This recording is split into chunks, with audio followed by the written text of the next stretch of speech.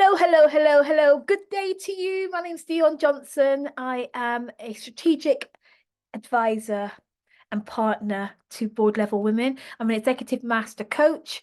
My work is really all about helping board level women, CEOs, directors, heads, experts who influence at board level to really step into their power, to own their authority, to lead important, meaningful change, and to find their true voice and express that with power for influence and impact in the boardroom and way beyond that in all kinds of leadership capacities.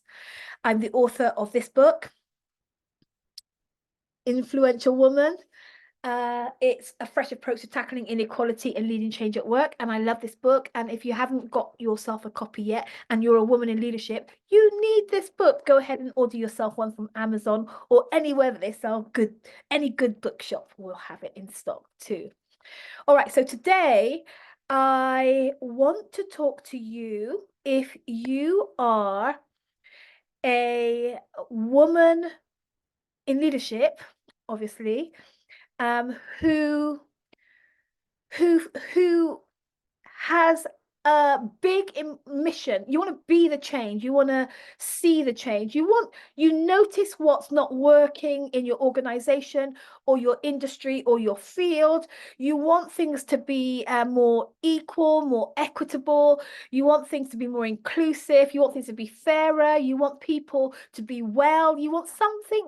You want your organization to be doing better at creating some kind of change, but as of yet, you don't really feel like your message is landing. So sometimes I meet people who have been at it for years, like a broken record, speaking your ideas, speaking your insights, or really maybe not even sharing them, but just carrying the burden of wanting to see the change in your organization, your industry, in your field. I was speaking to somebody very recently who works in retail, and she was telling me the gender inequity in retail at the top, in the board level leadership top, is really, really challenging, and it's on her heart to do something about this, but she hasn't really been speaking up. She hasn't really been bringing her ideas and her insights.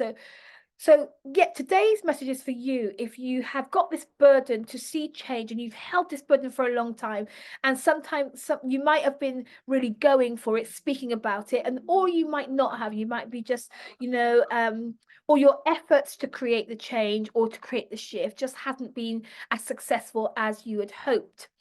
Well, if you've been following my work any at all, or over the last couple of weeks, you will have heard me saying that 2024 is the year of the leader. Now, this is my strongest conviction. I really believe that 2024 is the year, not just of leadership, but of the leader. You see, if leadership is going to shift, then leaders have to shift. And it's really the focus this year has to be on the leader that leads, right? That means you.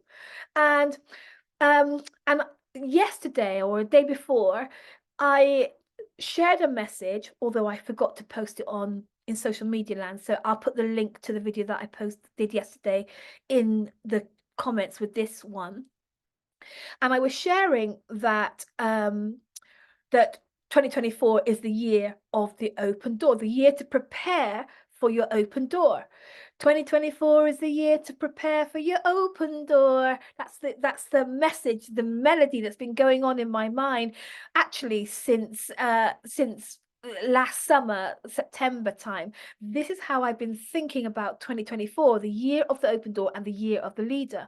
So I say all of that to say that if you are a woman who has been carrying a burden for some kind of change that you want to see happening, then 2024 is the year that doors of opportunity for you to really be seen, heard, and taken seriously are about to swing open. I don't know if this is bearing witness in your soul, if you are catching this. But 2024, things are shifting, and 2024, even if people didn't really pay you much attention before, even if your message felt like it was falling on stony ground, even if people ridiculed or dismissed or didn't pay any attention to what you were saying before, I believe that 2024, doors of opportunity are about to swing open for you to be able to be seen, to be heard, to be taken seriously, to be seen as credible. But you must be ready. Get ready, get ready, get ready. I believe that we must be getting ready if we want to be able to maximize the opportunities that are about to open up before you, to get your word across, to get your message across, to get your ideas and your insights taken seriously. We must be ready. And so my message today, like lots and lots of things have been happening and all coming together in here, and the thought that's alive for me today is around us getting ready. These three things, these three areas that we need to start to think about if we want to actively say yes to the preparation process for these opportunities that are about to come our way. And the first one is that we must get free. We must get free. And the way this is coming to me is that for many of us, like this is the image that's in my mind, right? A great big padlock on our vocal cords, a great big padlock on our mouth. Like we haven't been sharing powerfully because of internal structures that lie within us to keep our mouths shut, and external factors that work to keeping our mouth shut. So here's how this pans out. I meet lots of women who have a message, who have a mission, who care about who have ideas and insights that challenge the status quo, ideas and insights that are new, that are innovative, that are exciting. But the reason that they don't share them, or they don't share them as powerfully as they could, is because there's risk attached to it. Because there's real risk attached to sharing your ideas and your insights. In fact, there were times in our history as women that sharing your ideas and your insights would have been dangerous, like literally a matter of life and death. People have been killed. Women have been silenced and killed and scrutinized for having an opinion and voicing their opinion. So it's almost like, the way I see it is that we almost have these internal mechanisms that make it feel scary to share our ideas, make it feel scary to bring forth our insights. I have experienced this massively. Like I am still working my way free from this. When I was writing my book, it literally was, I always describe writing the book like childbirth, and not just because of the physical act of writing and, you know, just the kind of the gymnastics that you have to do in your mind to get your message out, but because I felt like there were mechanisms on the inside of me trying to tell me, don't do this. It's not safe. Like it felt painful to have to think about you seeing what I really think. And I'm seeing this over and over and over again, that there are these mechanisms that we have on the inside of us that shut our mouths, that lock us down when it comes to expressing our true voice. And if we're going to take advantage of the opportunities that are coming, we must free our voice. We must free our expression. We must free ourselves so that we can express ourselves. Like that. We must free ourselves so that we can express ourselves. So that's the first one that that's really alive in me today, that if we want to take advantage of these open doors that are about to swing open in 2024, we've got to kind of understand how to dismantle those mechanisms that we have on the inside of us that keep us from sharing what we really think, keep us from sharing and speaking our truth. So that's the first thing. Free. Get free so that we can express ourselves. The second thing is that we need to get humble. Get humble. Now, this one came so powerfully to me today, because what I realize is that for the woman that I've been describing and talking about today in this broadcast, the one who has been on a long mission, that it feels like you really want to stand for something important, and it feels like it's not moving fast enough. It feels like people aren't taking this issue seriously enough. You might even be a bit frustrated with how people are responding to the call. Like the thing that's coming into my mind right now is race equality. So imagine if you really care, you're an avid campaigner, you want things to you're an activist, really. You want to see these things happening, these changes happening, but they're not happening quick enough. And here you are, a little tired and a little frustrated because you've been at it a while. Well, I'm telling you that there is a real need for humility here. You see, as doors swing open, you can't afford to be pissed at those people over there for not getting it, or angry at them over there for not acting, or feeling disgruntled because of them, because they didn't listen to you all this time. Now you just need to shake all of that off, humble yourself, and really start to walk in respect and humility as you bring your message. It is not about pointing fingers and accusing and tearing down. This opportunity requires you to walk in humility. This opportunity requires you to be compassionate about other people who haven't perhaps taken you quite as seriously as you would like in past times, right? So you need to humble yourself. You need to see that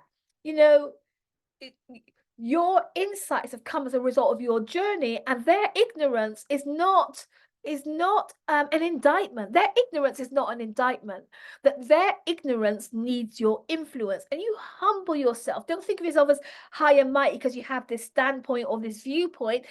Humble yourself. Realize that we're all in this thing together, that we are all equally valuable, all of our voices matter, and that you approach the opportunity that's about to open up before you from that place of of humility, that place of humility and respect and honor and all those good old-fashioned words, right? So get humble, because opportunity's coming. And if you are haughty, if you've got a haughty, accusatory spirit about you, then you are likely to forfeit the opportunity. People won't listen. You'll get people's backs up. People might not even pay you any attention. You won't be seen as credible. They won't take you seriously. And so humility is powerful. Okay. And then the third thing that I want to tell you to that another area to focus on if you're ready to prepare is get organized. This one here is me. Like, what I see is that if you've been on this level of leadership, this level of influence, this level of impact, this level of voicing your ideas and your insights, and your life's been fit around this level, your life fits nicely into this level, then when the opportunity comes, and now you have to be speaking much more, now you have to be out there sharing, now people are coming towards you, now people are listening, what's she saying, like there's an opportunity for your voice to be really heard, then that's going to involve a greater commitment. It's going to involve an increased workload. It's going to involve you needing to be more, do more, say more often, right? And so the third thing you need to get is organized. You need to organize your life around the expectation that you are going to be pulled upon, that there is going to be there are going to be more opportunities. You might have to travel, you might have to use clear space to write a book, or you might have to you know, the open door can come in any guise. You have to get ready by getting organized. Organize your morning routine. Organize your bedtime routine. Organize the way you get ready for the next day. Organize the way that you manage yourself. Organize getting help, delegating some stuff, you know, creating room, getting organized for when the opportunity, when the door swings open, because it's about to swing open. And the question is, will you be ready? Will you be ready? Will you be organized? Will you be humble? Will you be free to express yourself? This is what I had to tell you today. And as I'm telling you, I'm getting so excited because I'm speaking to myself too, that we need to free ourselves to express freely. And we need to get humble, and we need to get organized. Now, if this is making any sense to you, then I want to encourage you to come and join us on Power Week. Power Week starts next week, Monday the 20, I don't remember the date, but it's around here somewhere, right? And Power Week is a 5-day masterclass where we're going to be about getting ready for doors of opportunity to influence and impact in your space, in your industry, in your organization, in your field, in your professional domain. We're going to be getting you ready for board level influence, greater board level influence and impact. We're going to get you, I'm going to show you the exact things that you need to be working on to really step into your power. There are 3 pillars of powerful leadership that I'm going to be breaking down, delving into in an interactive, workshopy masterclass gathering of international leaders, women from around the world who want to get ready for their door of opportunity that they believe is coming. So if this is speaking to you, then follow this video for the link to the sign up page for Power Week, and there's lots of more information there if you want to check it out. And I'll see you in class. I really hope you sign up. Don't overthink it. It's free. I'm paying for it, so it's on me. It's not going to cost you anything. Come and join me in Power Week. But even if you don't join me in Power Week, I want you to know that 2024 is the year to prepare for your open door. So get ready, get ready, get ready, get ready. See you later. Dion Johnson. Look me up, get my book, and I'll see you back here again soon.